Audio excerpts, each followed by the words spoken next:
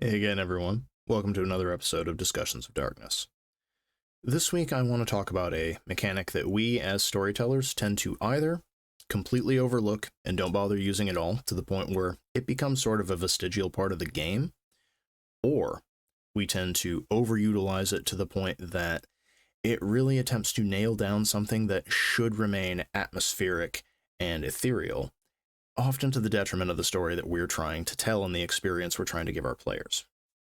I am, of course, talking about the sanity mechanics of the World and Chronicles of Darkness. For those of you wondering what I'm talking about, because no game, as far as I'm aware, actually uses the term sanity for this score, every game has a different term for it. In the New World of Darkness, it was referred to as your morality score. Then, when Chronicles of Darkness came out, the name was changed to your integrity. In Vampire, it's referred to as your humanity. In Changeling, it's referred to as your clarity. No matter what game you're playing and what term we use, these are your sanity scores. These are what determine how well you're doing mentally and whether or not you've developed any interesting psychological conditions or whether you're dealing with any negative impacts of how poorly your psyche is handling all the things you've seen and all the things you've done in this very supernatural setting that we're playing in.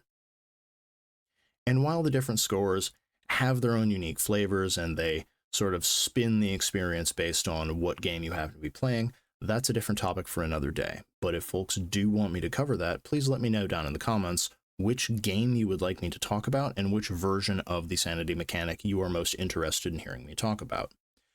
For now, though, I want to focus on how, as storytellers, we can either over or underutilize this mechanic in these games, because whether we choose to embrace the theme or not, whether it really comes into play at our tables or not, the World and Chronicles of Darkness are, at their heart, horror games. That's what they were created to be.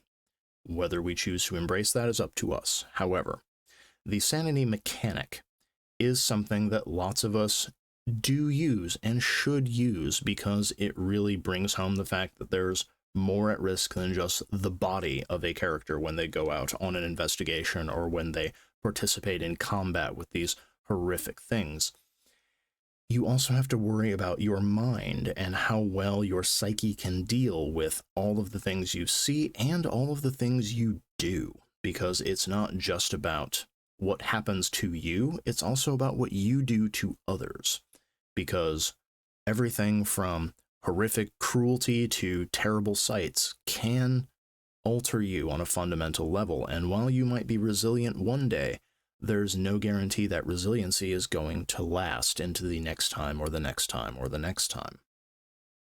Characters should have to go to therapy eventually, but the issue that so many people run into with this mechanic is that it basically attempts to take something that should be very atmospheric, that should be very personalized, and nail it down into a number and a dice roll. And if you handle that improperly, it can really undermine the tone you're trying to go for your game, and it can really suck the life out of the experience your player is having. As a for instance, let's say that you have a player who has a regular mortal character, playing a totally normal mortals game. Maybe there's not even supernatural elements attached to it. This character is a grizzled private detective, spent a decade or so as a homicide investigator. They've seen terrible things in their time, to the point that there are some things they just shrug off. It doesn't even bother them. To represent this, you could easily have the character start at a lower morality score, because typically the way these sanity mechanics work is the lower the score, the more negatives you have to deal with. You may have developed psychological disorders, you may take negatives to certain dice pools, but the harder it is to come across instances of things that actually bother you. So, when they show up at a crime scene because they're investigating something and it turns out that they got there before the regular cops did, they find the missing person they've been trying to locate. However, they find them in pieces in what might be a vampire bordello, it might be the lair of a serial killer. The way they react to this and the way the scene is presented can say a lot about what the experience is and how well the player remembers it. Now, if it's done poorly, a storyteller will simply read out in a monotone the box text that they have prepared for what the scene looks like, and then they will look at the player and call for a morality roll.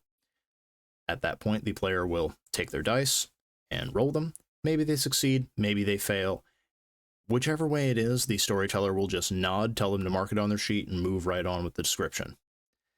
That is possibly the worst way to handle this mechanic, and if you find yourself doing that, I don't wish to denigrate anyone's STing style. I don't wish to try and blame anyone for mistakes made, but one of the most important things to remember about these games is atmosphere matters. It's a thing that I've said several times about various other aspects of supernatural communities. But take that same scenario. Ideally, the morality roll that they should do, because that is a mechanic and it is part of the game, should be almost an afterthought or a foregone conclusion at that point. What you should do as a storyteller, if you wish to present them with this situation, if you wish it to be a psychologically distressing moment, with the caveat that this is not going to negatively affect your player, and this is a thing the player should enjoy, you should really build up that scenario to them. Don't just have them walk in and come across a horrific description of something. Walk them through the building. Give them moments of tension. Have them make several checks to hear things, see things, intuit certain puzzles, figure out what it is they're seeing. Given the character's experience, ask them, preferably before the scene starts, ask the player what other scenes they've worked on before, what crime scenes or what cases really stuck with this character, and draw from that history. Bring that into the scenario. Refer to the smell of blood and tell them that this is giving them flashbacks to the Grimaldi case when they found someone in a basement just barely clinging on to life. Or mention that this reminds them of the West Coast slasher that they helped somebody else out on, to the point that it might just be coincidental, but it seems like the human monsters that they deal with keep choosing the same kind of layers and the same kind of atmospheres.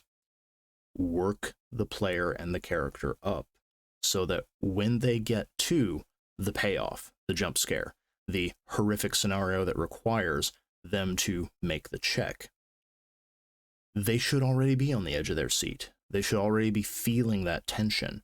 They should already be asking themselves, how is my character going to react to what I know is coming? They may not know the specific form. They may not know exactly what's going to be behind that door, but they know it will be something distressing. The player should already, ideally, be thinking to themselves, this is how I'm going to react if I make the check, and this is how I'm going to react if I fail the check. So the point that when they pick their dice up, they shouldn't just be making any other dice roll. They should already feel that tension. They should feel those nerves, so that when the dice actually start rolling, there's that moment where they hold their breath a little bit. And maybe they wonder, do I want them to succeed this roll, or do I want them to fail?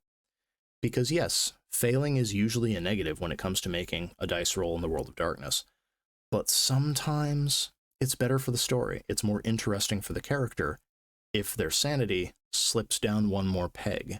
And if that happens, you then have other questions to ask.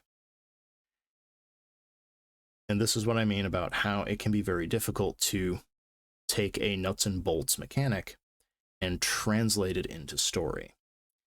Because, as with fear mechanics, as I've mentioned, I believe in previous videos, if I haven't, I'm saying it now, fear mechanics are also one of those things of they should be the icing on the cake, in that you should have the storytelling, the atmosphere building, the tension ratcheting, so that by the time you tell the player, hey, your character is feeling afraid of this, you shouldn't need to tell them that.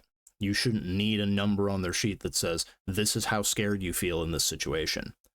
They should already feel that tension. They should already have that anxiety regarding what's happening. The number should just be there to give them a little extra guidance as to how well their character is handling it or not handling it. And if you just rely on the number, it's going to suck the air out of the room completely.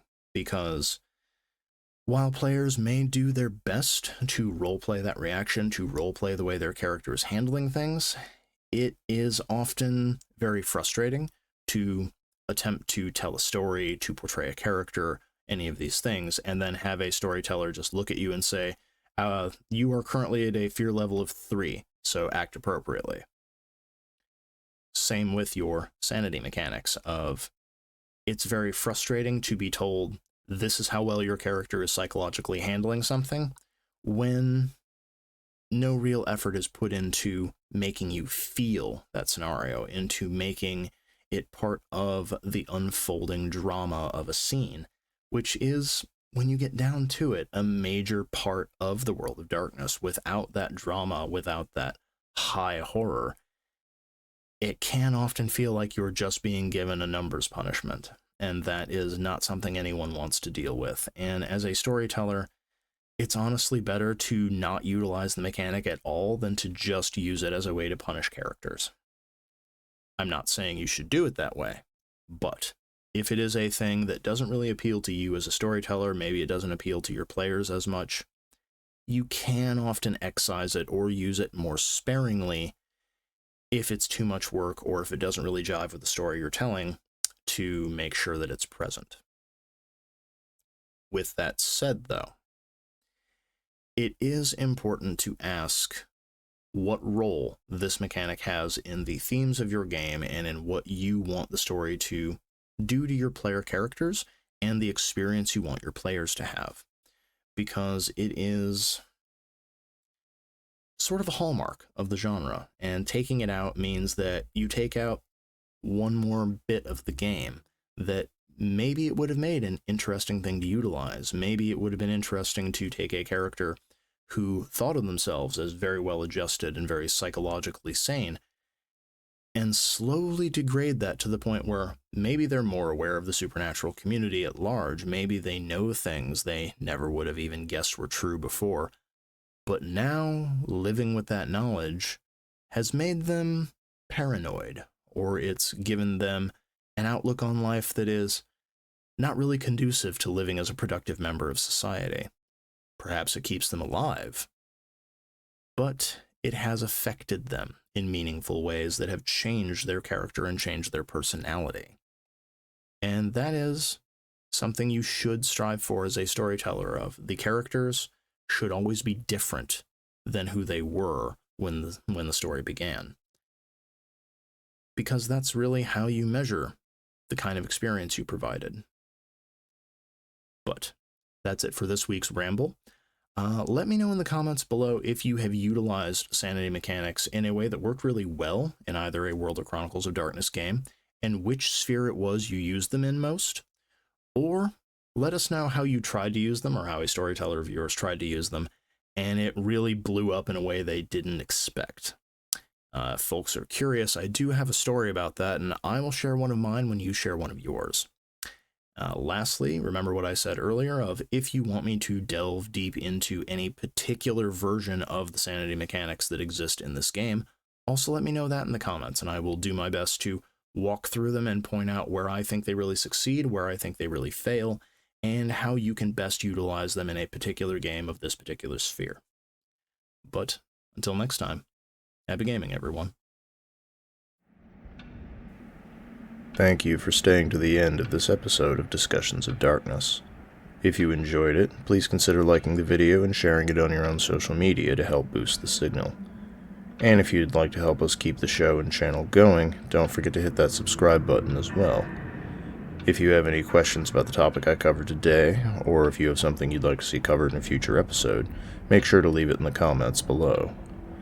Lastly, please check out the link in the video description to browse all of my World and Chronicles of Darkness supplements from Azukail Games. So far, we've covered Changeling the Lost, Vampire the Masquerade, Mage the Awakening, and Geist the Sin Eaters, in addition to a handful of general supplements that will be useful for any game set in the World or Chronicles of Darkness settings. Thank you in advance for your support. You're the ones who help us keep the lights on, so we don't fade into the shadows.